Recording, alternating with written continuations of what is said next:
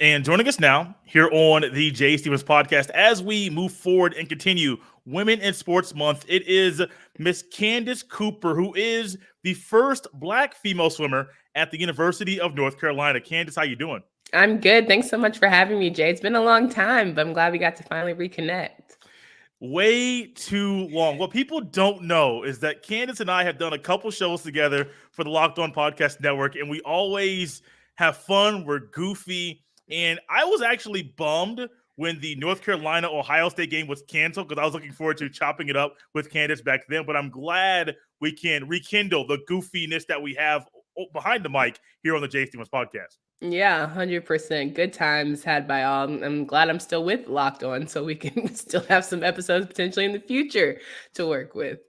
Yes, that is hopefully in the future. Those things are planning to happen. And it's going to be fun. I have not done a show with Candace, but I've also not done a show with anybody that has a story such as Candace's. As Candace knows, as I know, Black people don't swim. Like, that's just something we don't do. Candace, how did you get into falling in love with swimming?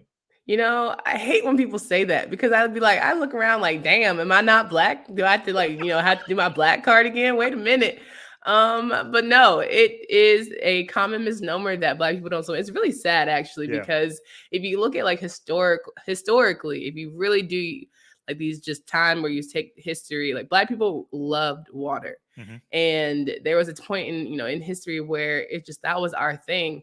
And slowly but surely, we've had some people who have helped us not like water for various reasons. But I truly know that if we got back into the swing of things, we truly would be all about it. But I started swimming, a little backstory, say all that to say, YMCA.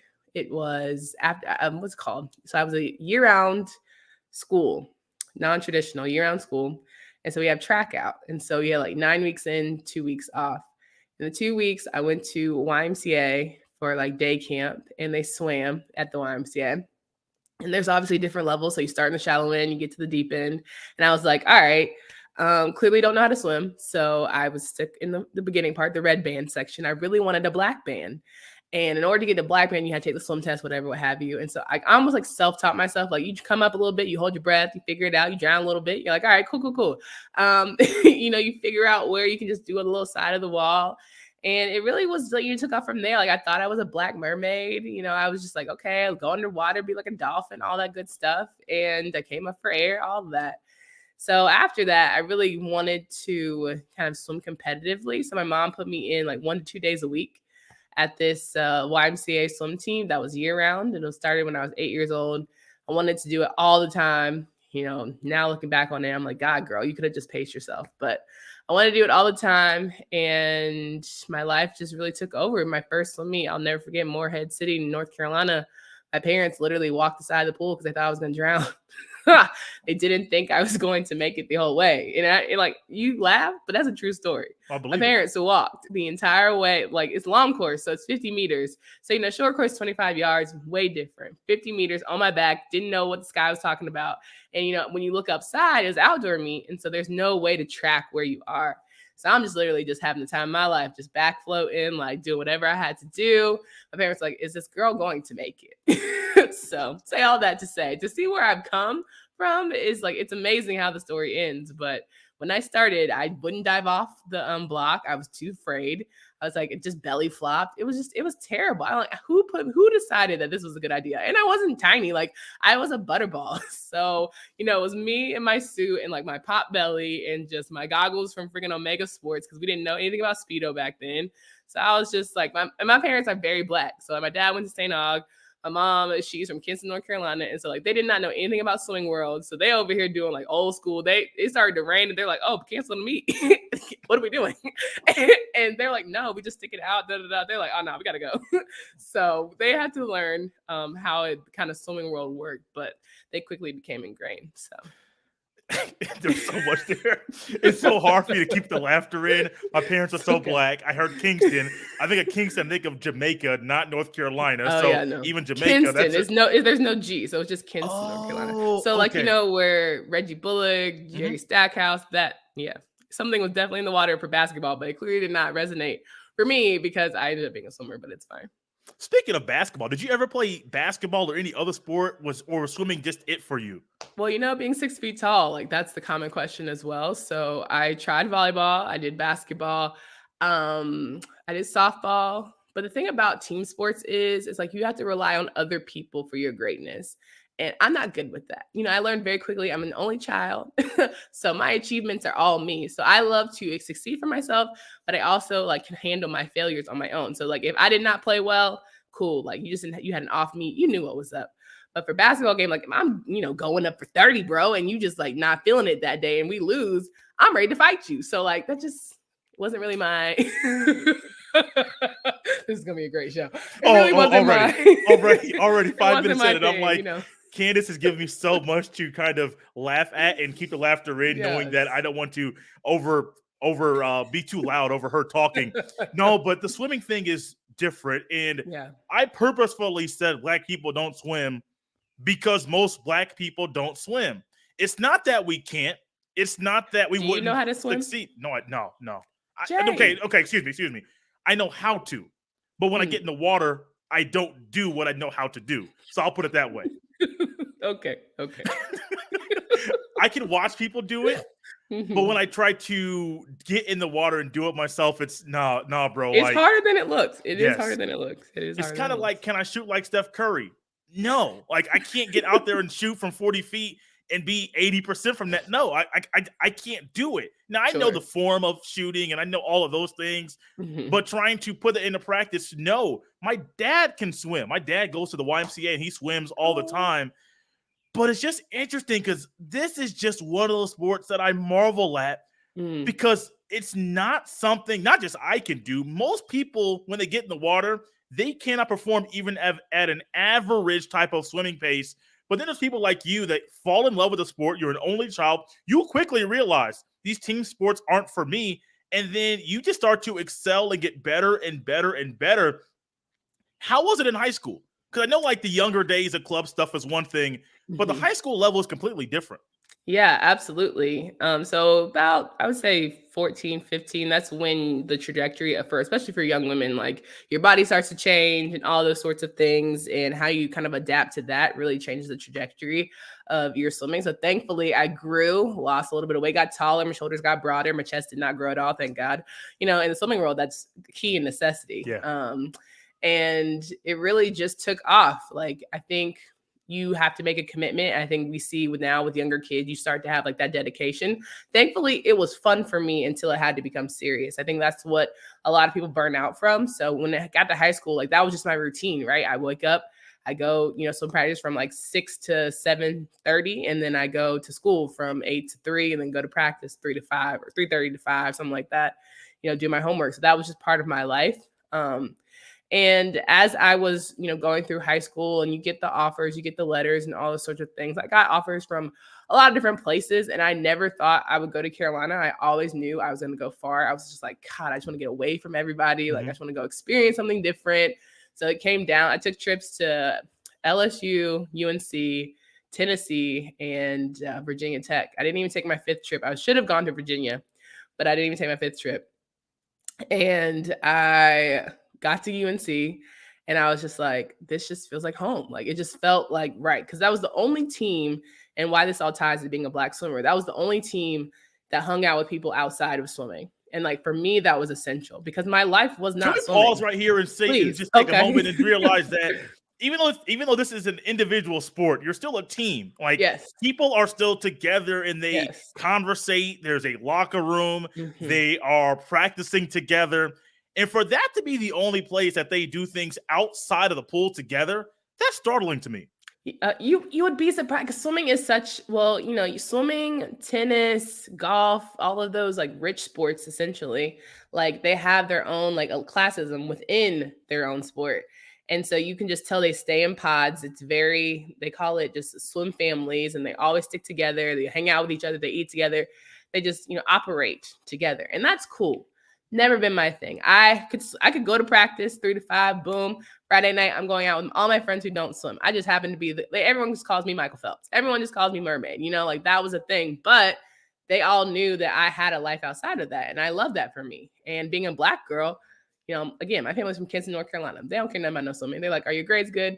XYZ, what have you. Let's just talk about anything other than. And then my dad's from Jersey. And so it was just one of those things where, because there's so many people who don't do it, they can't relate. So I was forced to like have things outside of my sport so I could hang with my family, hang out with, other Black girls, hang out with, Black guys, blah, blah, blah, all that good stuff. So it was essential for me to go to a university where people did that. And even if it was obviously all white, but still, like, do they hang out with the lacrosse team? Do they hang out with the baseball team? Do they hang out with normal students, that aren't athletes? I needed people who recognize that swimming wasn't life. And like, you can be great at your sport, but it doesn't have to be your only thing. That is true. That's a great way to look at it. And that's also, you can kind of connect that with other parts of life where your job is your job, or your hobby may have one hobby, but you have to have a balance. Needs to be a healthy balance in life. And once again, at a young age, you realize things that people even 30, 40, 50 still haven't comprehended. 100%. And I think it's scary. And I really appreciate how swimming taught me, and like, your character is what sets you apart. The things that you do outside of your sport is what's going to help you maintain a normal life, because anyone who retires from their sport struggles, right? Your whole identity has become that in some sense. So if you have any inkling of trying to do something outside of it, really does help that development. So I was truly grateful for, my mom putting me in everything and making sure I played piano and did the softballs and tried every sport before I stuck to swimming, and just made me try to be the most well-rounded person, because you have to have other interests outside of your sport to have any sort of mentally healthy lifestyle. The piano? Yeah, so the piano. Keep going with that one. So I played the piano. My grandmother played piano. Okay. In all the churches, right? So she was like, that's where she was every different. That's how she made her hustle. Like, everybody, my mom always jokes, like, you got to have a job and a hustle, right? You got to have your main 9 to 5, the one that keeps your benefits on, keeps your lights on. You got to have a hustle. Something you love to do, whether it's teaching lessons for anything like swimming lessons or piano lessons. So my grandma, every Sunday, every church around, like, North Carolina, she was playing. And so she, heard me one day. She's like, oh, she has the gift. Because my cousins, they were like, bang. And they were like, oh, she actually knows how to put her fingers on the keys nicely. So, I got in there at 6 years old until I graduated high school. And that's like the one thing for myself that even in my adult life that I told myself I'm going to pick back up as like one of my fun activities. But yeah, I did, what is those things called? Like performance. So like you get like a superior or an excellent. Mm-hmm. Used to do all those performance things. So yeah, I used to do that heavy.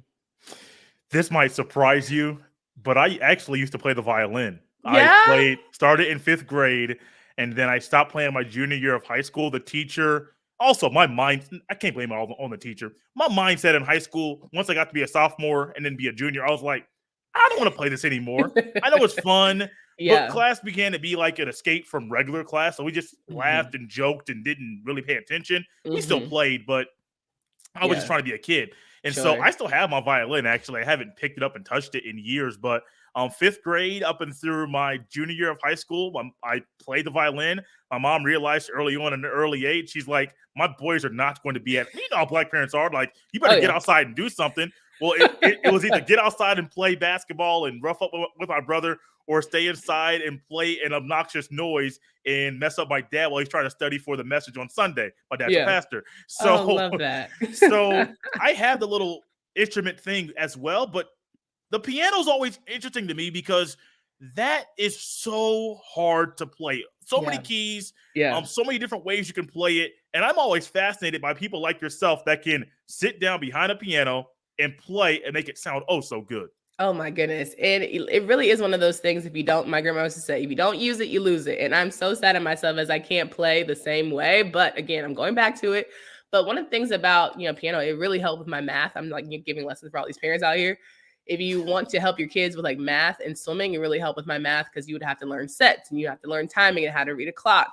And as much as you don't think now, I'm like, I'm great with money. Like, I can count my money. I can't do nothing when you add them letters to math, but I can definitely, help you with the quarters stuff and all that good stuff. So I'll say all that to say, it really did help me, be that fully well-rounded person, which now looking at it, I am in the job world and I'm very appreciative that I can compartmentalize and like, all right, I work my 9 to 5, I'm off the clock. Good. Brain off, not doing this. It does not your everything.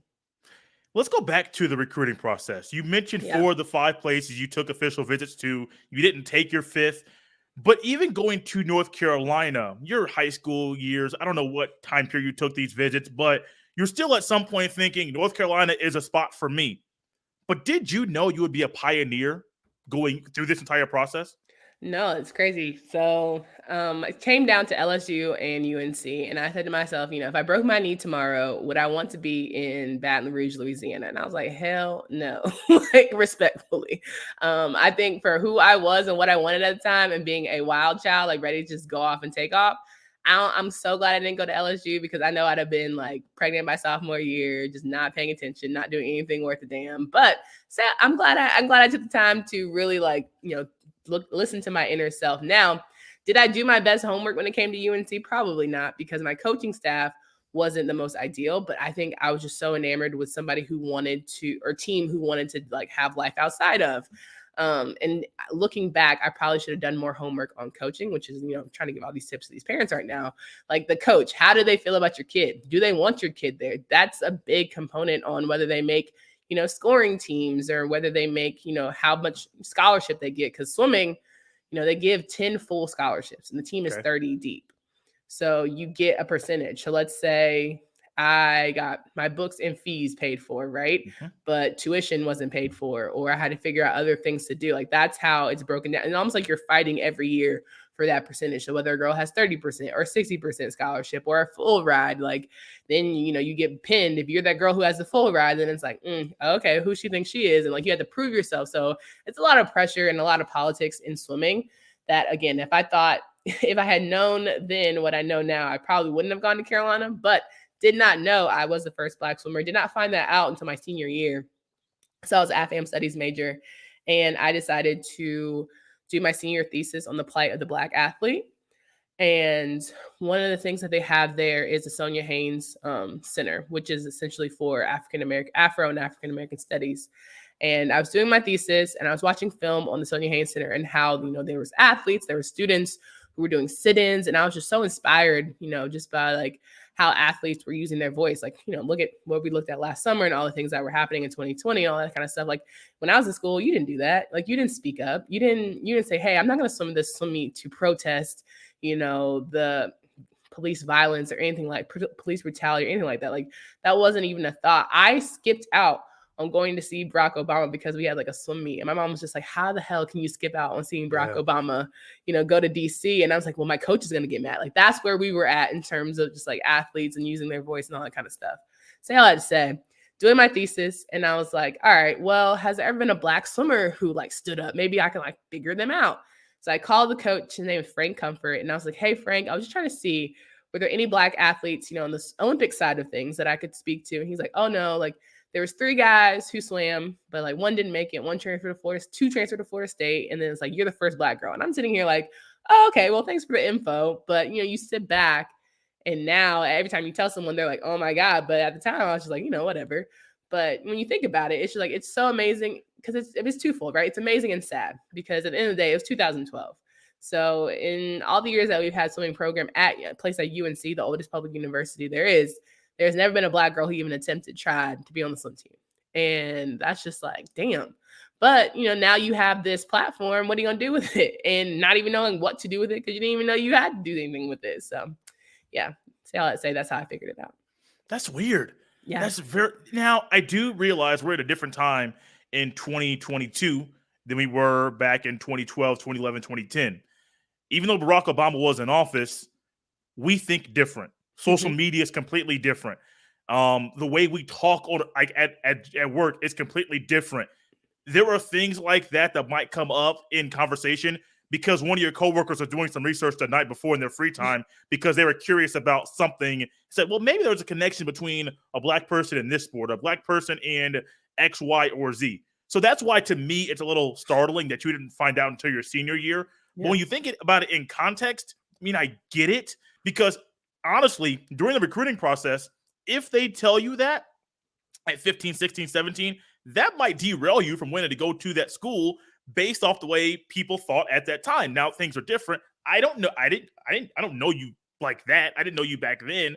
So I don't know if that would have derailed you.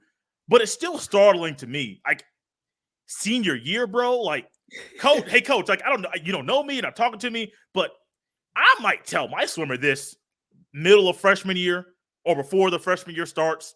Yeah, it may give them jitters. I have to use it at the proper time to make sure like they don't get cold feet and they don't swim in a meet. But ultimately, that's still their decision. If I Yeah. tell them and they say I'm not going to swim, well, so be it. Because you're not controlling them. You're not their parent. You're just a coach guiding them along the way in the sport they're playing in college. Like, honestly, I truly don't believe they knew. I really don't think they even knew to tell me that. Like, that's just not something, especially with who my coaches were, would never be something that they would look up and want to be like, hey, I'm just curious. Because my coach actually went to Carolina. So, like, he Okay. went through, he's, they've been through the whole Carolina, like, it's very much kind of like Carolina basketball. They kind of try to keep it in the family, all of that energy. So, they wouldn't even know to tell me that. And I know they wouldn't even tell me that. But I could spend an hour on here. Like, honestly, we could have a whole freaking show for years about the things that I experienced as a Black girl who swam, and just the discrimination, the microaggressive behavior, like things that you can now have names for. Now that you have word, now we have these big girl words for it, right? But back then, it was just being 12 and somebody being like, hey, do you tan?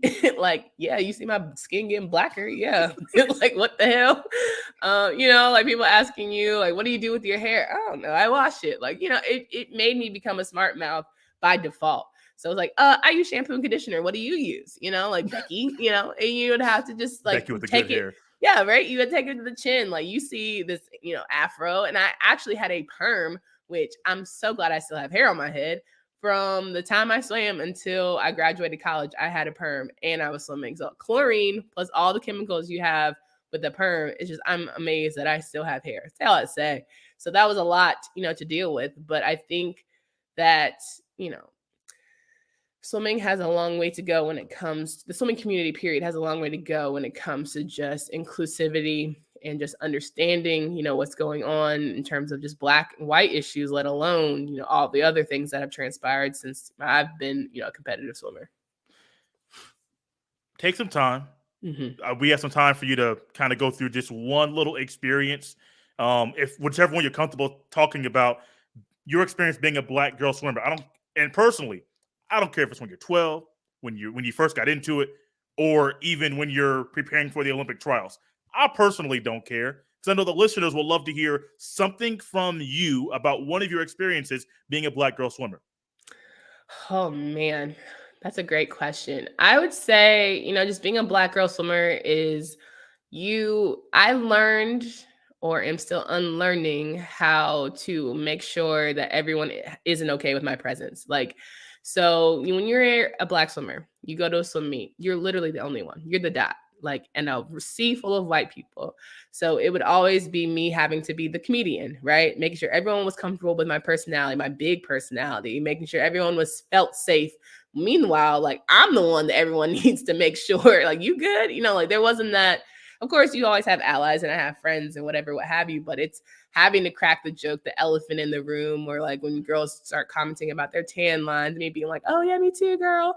Stuff to make other people feel okay with me instead of just being like, I am who I am. And I remember going to this one diversity camp, and one of the questions they asked was like, are you a Black swimmer or are you a swimmer who is Black? And I was like, at the end of the day, I'm a swimmer who is Black, because when I get into that water, it's me and the clock.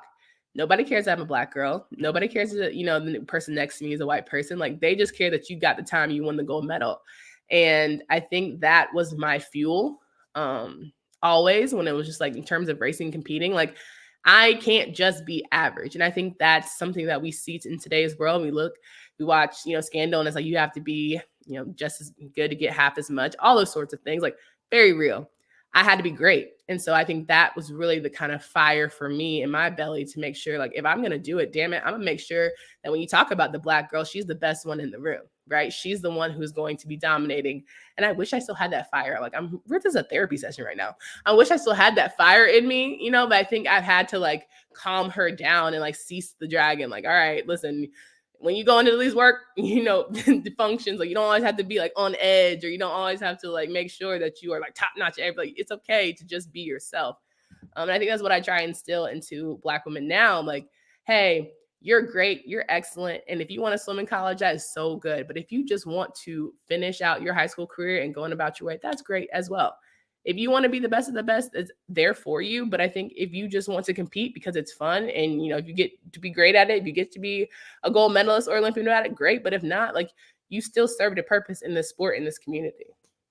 And I think that when I'm listening to you talk about your experiences and talk about how you have that fire that you had and you have lost a little bit of that, that's not always a bad thing.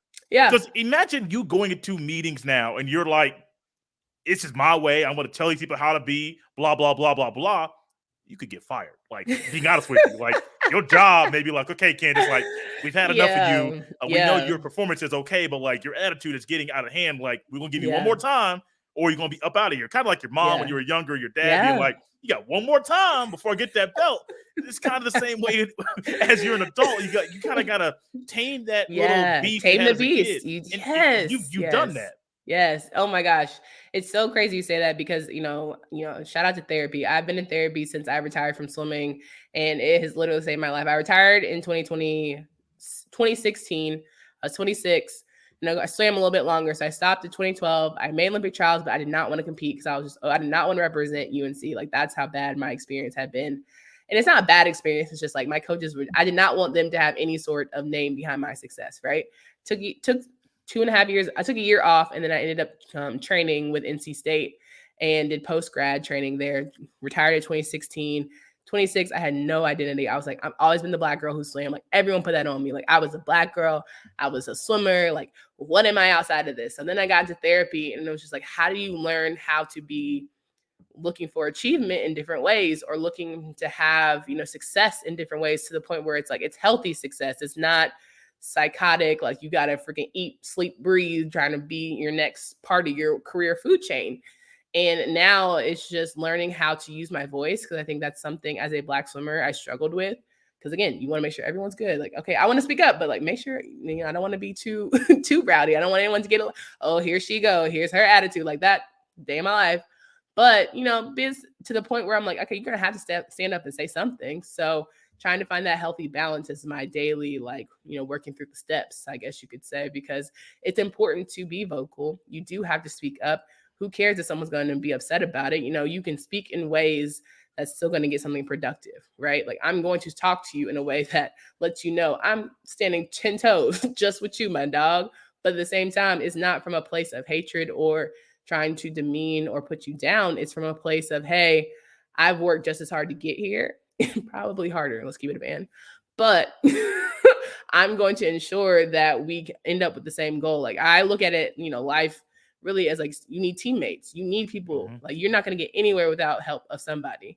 So trying to look at people as teammates and not villains or not as enemies, I think has been my biggest growth point and why I feel like I'm, in a good spot, in a good mental health space. We're almost out of time, literally almost out of time. Candace, if you could though, because you made a comment earlier about swimming and about being a Black girl in swimming and just the industry itself, how it needs to improve. Can you take a couple minutes to discuss how some areas this industry can improve in the immediate future? Yeah, so currently I work with USA Swimming on their Diversity, Equity, and Inclusive Council. And I try and make sure that our voices are heard in the room because it's one thing to acknowledge that there's a problem, but now what can we do and actually take action items to improve it? So swimming is less than 2% Black, especially in the competitive world. And so I think we are still at a place of this dichotomy between, okay, we're teaching babies how to swim, great, but then after they learn how to swim, then what? I think we're missing that, that transitional step for them to figure out how to swim in a competitive space. We're not being honest about how expensive swimming is and the accessibility issues that we face. And then beyond that, it's okay, like, you do want to swim past high school. What are the things that you need to do? It's just like learning how to, with football and basketball and every other sport, you got to learn NCAA clearinghouse. You got to learn, what the academic, requirements are for your university and how to reach out to coaches if you're not getting those letters and feedback. And so I think those are the steps where that middle ground, like beyond just, okay, how to blow your bubbles. How can we get you to try and make, your high school team or your college team. So, it's definitely work to do, but I'm certainly glad that I am one of these people that can say that I'm in the fight. I'm glad. I'm glad you are, and I'm glad you're on the podcast. This was Thanks. fun. We're out of time.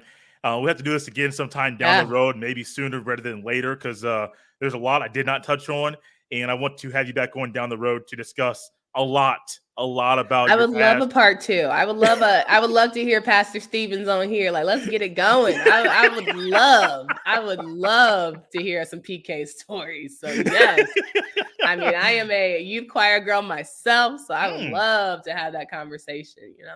Down the road, guys. A little teaser for what's coming on down the road. Candace, thank you for coming on the podcast. It flew by. We'll have to have you on again. Thanks so much. This was a lot of fun. Of course.